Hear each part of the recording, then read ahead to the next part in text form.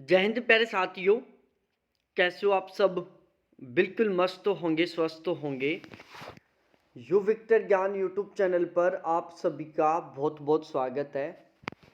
आज की इस वीडियो में हम बहुत ही डिटेल से डिस्कस करने वाले हैं 4600 ग्रेड पे की सेंट्रल गवर्नमेंट की जॉब के बारे में, कि यदि आप सेंट्रल गवर्नमेंट के थ्रू किसी भी 4600 ग्रेड पे की जॉब पर फाइनली तरीके से सेलेक्ट हो जाते हैं तो 2025 के अनुसार आपको पहले महीने में कितनी सैलरी मिलेगी। साथ ही साथ यहाँ पर मैं आपको बताऊंगा कि जब आप 4600 ग्रेड पे की किसी भी सेंट्रल गवर्नमेंट की जॉब पर सेलेक्ट होते हो तो वहाँ पर आपको कौन कौन से अलाउंसेज मिलने वाले हैं। तो ओवरऑल ये वीडियो आपको बहुत ज़्यादा मोटिवेट करेगा। इस वीडियो को देखने के बाद आप इतने अच्छे तरीके से मोटिवेट हो जाओगे कि फ़िलहाल में यदि आप 5-6 घंटे रेगुलर पढ़ रहे हो ना, तो आप लगभग 10-12 घंटे रेगुलर पढ़ना शुरू कर दोगे और आपको बहुत अच्छा खासा मोटिवेशन मिलेगा। तो अब हम अपने इस वीडियो की शुरुआत करते हैं और एक एक करके मैं आपको सारी चीज़ें अच्छे से समझाता हूँ। देखो, सबसे पहले हम जो 4600 ग्रेड पे की जो जॉब होती है उसकी बेसिक जानकारी देखते हैं। देखो, कोई भी 4600 ग्रेड पे की जॉब जो लेवल 7 के अंडर आती है उनका जो पे स्केल है वो 9300 रुपये से लेकर 34,800 रुपये तक रहता है। यदि पे बैंड की बात करें तो इनका पे बैंड सेकंड रहता है। और यदि बेसिक पे के बारे में डिस्कस किया जाए तो 44,900 रुपये से लेकर 1,42,400 रुपये तक इनका बेसिक पे रहता है। ये बिल्कुल बेसिक जानकारी है एक सेंट्रल गवर्नमेंट के अंडर आने वाली 4600 ग्रेड पे की पोस्ट के बारे में। आपको ये बेसिक जानकारी पता होनी ही चाहिए। देखो, आपकी जो सैलरी है ना वो डिपेंड करती है इस बेसिक के ऊपर ही। जितना ज़्यादा ग्रेड पे होगा, जितना ज़्यादा पे लेवल होगा, आपका बेसिक पे उतना ही ज़्यादा होगा। और जब बेसिक पे ज़्यादा होगा तो आपकी सैलरी उतनी ही ज़्यादा होगी, क्योंकि आपके जो जितने भी अलाउंस हैं वो सारे के सारे बेसिक पे पर निर्भर करते हैं। तो अब हम एक एक करके इन सभी को देखते हैं और मैं आपको बताता हूं कि आपको कौन कौन से अलाउंसेज भी मिलेंगे। अभी तक आपने इस चैनल को सब्सक्राइब नहीं किया तो प्लीज़ चैनल को सब्सक्राइब करें, वीडियो को लाइक करें, अपने सभी दोस्तों के साथ ज़रूर शेयर करें। आपको मोटिवेट करने के लिए मैं इस तरीके के सैलरी के वीडियो लेके आता हूँ। मैं पूरी पूरी कोशिश करता हूँ कि इस चैनल के माध्यम से मैं आपको जो भी जानकारी प्रोवाइड करवाऊँ वो बिल्कुल 100% ऑथेंटिक हो, 100% सही हो, ताकि आप बिल्कुल 100% तरीके से उस पर विश्वास कर सकें।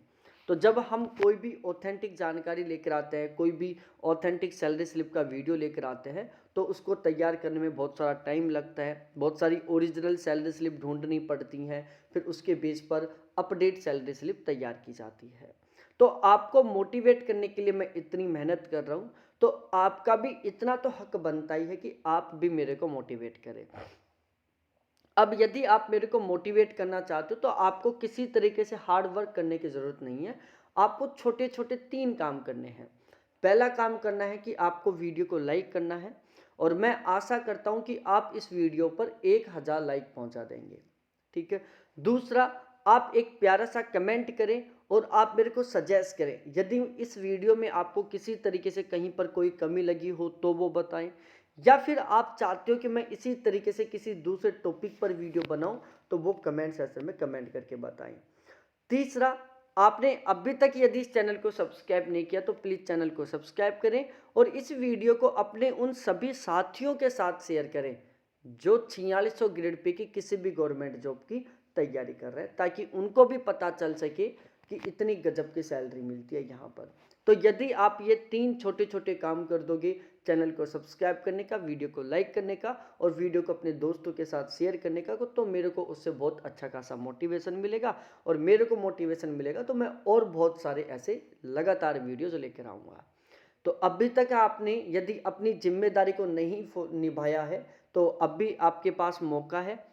आगे बढ़ें उससे पहले आपका जो कर्तव्य बनता है वीडियो को लाइक करने का, चैनल को सब्सक्राइब करने का, दोस्तों के साथ शेयर करने का, उसको पहले कर दो। फिर हम मस्त तरीके से एक एक करके सारी चीज़ों को समझते हैं। तो चलो हम शुरुआत करते हैं।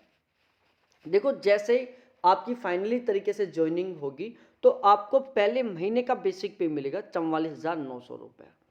मतलब 44,900 रुपये आपका पहले महीने का बेसिक पे रहेगा। मतलब हम समझ सकते हैं कि आपकी जो सैलरी की शुरुआत है वो यहाँ से होने वाली है 44,900 रुपये से। अब उसके बाद आपको सबसे पहला जो अलाउंस मिलेगा वो है डीए। इसको इंग्लिश में डीएनएस अलाउंस बोलते हैं और इसको हिंदी में महंगाई भत्ता बोलते हैं। अब देखो, सेंट्रल गवर्नमेंट में फिलहाल में जो डीए की रेट है वो 53% है। थोड़े दिन पहले ये 50% थी। अब बढ़कर ये जहाँ तक 56% होने वाली है। जो डीए है वो साल में 2 बार बढ़ता है, एक बार जनवरी में और दूसरी बार जुलाई में। अब ये कितना बढ़ेगा ये डिपेंड करता है गवर्नमेंट के ऊपर, लेकिन ऑन एवरेज मान के चलो कि ये लगभग 5 से 8% के बीच में हर साल बढ़ता है। तो अभी फिलहाल में 53% है। यदि मैं ये जो बेसिक पे है आपका 44,900 रुपये, इसका 53% निकालता हूँ, तो यदि हम 44,000 रुपये 44,900 का 53% निकालते हैं तो ये निकल कर आता है 23,797 रुपये। ये आपका रहेगा डीएनएस अलाउंस। उसके बाद आपको मिलेगा HRA, जिसको हम हाउस रेंट अलाउंस बोलते हैं। देखो HRA का सिस्टम क्या है, जिस दिन आपकी देखो HRA का सिस्टम क्या है, सेंट्रल गवर्नमेंट ने HRA के मामले में पूरे भारत को 3 कैटेगरी में डिवाइड किया है। एक वो शहर जो सबसे बड़े हैं जैसे दिल्ली, मुंबई, कोलकाता, चेन्नई। तो यदि आपकी पोस्टिंग भारत के सबसे बड़े शहरों में होती है तो आपको 30% के अकॉर्डिंग HRA मिलेगा।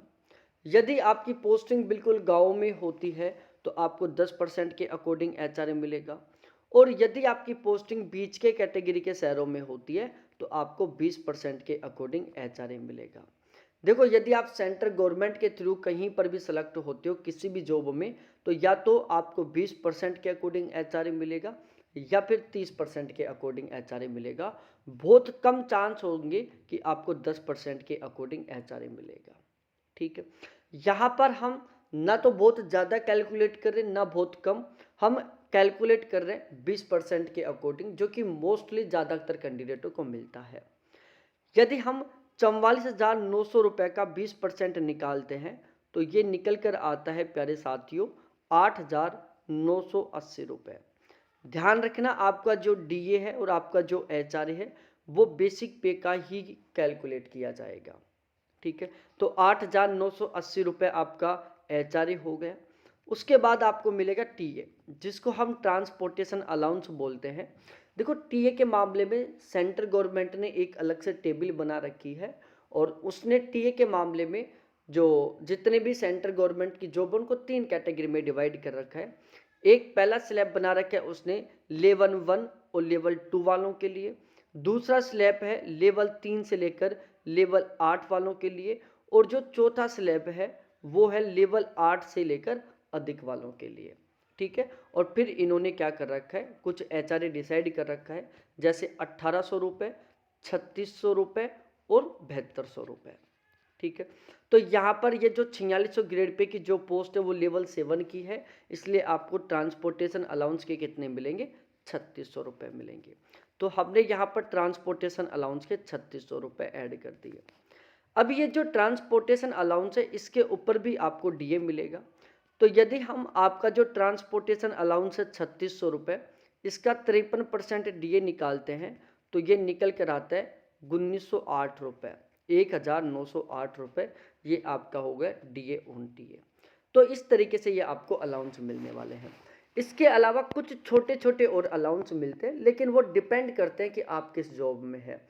जैसे आप पुलिस लाइन में जाते हैं और वहाँ पर 4600 ग्रेड पे की पोस्ट पर लगते हैं तो वहाँ पर आपको फूड अलाउंस मिल जाएगा, वर्दी अलाउंस मिल जाएगा। ठीक है, इस तरीके से कुछ अलाउंस मिल जाएंगे।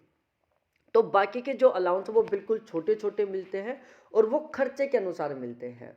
ठीक है, बहुत बड़ा अमाउंट नहीं मिलता, बाकी ज़्यादातर को केवल ये चीज़ें ही मिलती हैं। तो इन सभी को मिलाकर आपकी पहले महीने की ग्रोस सैलरी तैयार होती है 83,185 रुपीज़। 83,185 रुपये ये आपकी पहले महीने की ग्रोस सैलरी बनती है। अब इसमें कुछ कटौतियाँ होंगी। सबसे पहले आपका कटेगा एनपीएस। एनपीएस के कटेंगे आपको 6,869 रुपये। अब ये एनपीएस का सिस्टम क्या होता है, देखो, जिस दिन आपकी ज्वाइनिंग होगी उसी दिन गवर्नमेंट के द्वारा आपका एक एनपीएस अकाउंट खोला जाएगा। आपके बेसिक पे और डीए दोनों का 10% आपकी ग्रोस सैलरी में से काटकर आपके एनपीएस अकाउंट में ट्रांसफ़र किया जाएगा। गवर्नमेंट अपनी खुद की तरफ से आपके बेसिक पे और डीए दोनों का 14% जितना अमाउंट अपनी खुद की तरफ से आपके इस एनपीएस अकाउंट में ट्रांसफ़र करेगी। तो ओवरऑल हर महीने आपके एनपीएस अकाउंट में कितना अमाउंट आएगा? टोटल 24%, 10% जो आपका कटा, 14% जो गवर्नमेंट ने आपको प्रोवाइड करवाया। ठीक है, इसके बाद आपका एक अलाउंस कटेगा CGEGIS। CGEGIS के आपके टोटल 120 रुपये कटेंगे। अब ये जो 120 रुपये आपके महीने के कटेंगे, इसमें आपका इंश्योरेंस होगा। आपने बहुत सारी बार सुना होगा कि जैसे किसी भी कैंडिडेट की ऑन ड्यूटी डेथ हो जाती है तो उसकी फैमिली को एक अमाउंट दिया जाता है ताकि वो अपना आगे का जो जीवन उसको सरवाइव कर सके। तो इसके लिए एक महीने के 120 रुपये कटते हैं। CGHS के 840 रुपये कटेंगे। अब ये जो महीने के 840 रुपये कट रहे हैं, इन 840 रुपये में आपको और आपकी पूरी फैमिली को बिल्कुल फ्री मेडिकल फैसिलिटी मिलेगी, जिसमें आप, आपकी वाइफ, आपका बेटा, आपकी बेटी, आपके मम्मी और आपके पापा, ये सारे के सारे इसमें इंक्लूड होते हैं। आपके इलाज में चाहे 1 रुपये से लेकर 10 करोड़, 20 करोड़, 30 करोड़ तक का जितना भी खर्चा आएगा, सारा का सारा कौन उठाएगी? गवर्नमेंट उठाएगी। तो ये आपका CGHS के कटेंगे 840 रुपये, जिसमें आपको और आपकी पूरी फैमिली को बिल्कुल फ्री मेडिकल फैसिलिटी मिलेगी। तो इस तरीके से टोटल कटौती हुई 7,829 रुपये की। आजकल जो नया इनकम टैक्स डिडक्शन का जो स्लैब आया उसके अनुसार आपका इनकम टैक्स नहीं कटेगा, अदरवाइज पुराने स्लैब के अकॉर्डिंग आपके लगभग 7 से 8 हज़ार रुपये के आसपास इनकम टैक्स भी कटता। तो कटौती हुई 7,829 रुपये की। अब आपकी पहले महीने की नेट सैलरी कितनी बनेगी? ये है आपकी ग्रोस सैलरी। इसमें से यदि हम 7,829 रुपये जो डिडक्शन है इसको घटा देते हैं तो ये बचता है टोटल 75,356 रुपये। तो आपकी पहले महीने की जो नेट सैलरी है वो होने वाली है 75,356 रुपये, जो कि ऑलमोस्ट एक बहुत अच्छा खासा अमाउंट है। मतलब आपकी पहले महीने की सैलरी कहाँ से हो रही है? शुरुआत 75,000 रुपये से हो रही है। अब आपकी सैलरी में बढ़ोतरी किस तरीके से होगी? देखो, आपकी जो सैलरी है ना वो मोटे मोटे तौर पर दो तरीके से बढ़ेगी। एक तो आपका जो बेसिक पे है वो हर साल 3% के अकॉर्डिंग बढ़ेगा। जैसे शुरू की साल आपका बेसिक पे 44,900 रुपये, अगले साल इसमें 3% बढ़ोतरी हो जाएगी, फिर उससे अगले साल इसमें 3% बढ़ोतरी हो जाएगी। तो इस तरीके से हर बार आपका जो बेसिक पे हो 3% के अकॉर्डिंग बढ़ेगा। जो डीए है ये साल में 2 बार बढ़ेगा, एक बार जनवरी में, दूसरा जून जुलाई में। कितना बढ़ेगा ये डिपेंड करता है गवर्नमेंट के ऊपर, लेकिन ऑन एवरेज मान के चलो कि 5 से 8% के बीच में आपका डीए बढ़ेगा। इसके अलावा आपके एचआरए में भी बढ़ोतरी होगी, लेकिन ये 2-3 साल में एक बार होती है। तो इस तरीके से ये आपकी सैलरी में इंक्रीमेंट होगा, जो कि एक बहुत ही बेहतरीन तरीके से होगा। रिटायरमेंट के दौरान आपकी सैलरी कितनी रहेगी? देखो, अब भी 2026 से आठवां पे कमीशन लग जाएगा, फिर 2036 में 9वां पे कमीशन, फिर 2046 में 10वां पे कमीशन। ठीक है, तो यदि आप कम से कम 30 साल की भी ड्यूटी करते हैं तो ये मान के चलो उस टाइम आपकी जो सैलरी है लगभग 6 से 7 लाख रुपए महीने की रहेगी। यदि आप 3 साल भी ड्यूटी करते हैं तो 6 से 7 लाख रुपए महीने की। और यदि मैं बात करूं कि रिटायरमेंट के दौरान आप कितने रुपए लेके आओगे, तो लगभग 3 से 4 करोड़ रुपए आपको मिलने वाले हैं जब आप रिटायरमेंट लेकर आओगे।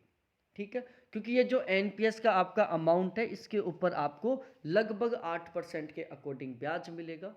तो जब आपका रिटायरमेंट का फेज होगा ना, तो ये समझो ब्याज ब्याज के महीने के आपको लगभग 15-20 हज़ार रुपये मिलना शुरू हो जाएंगे।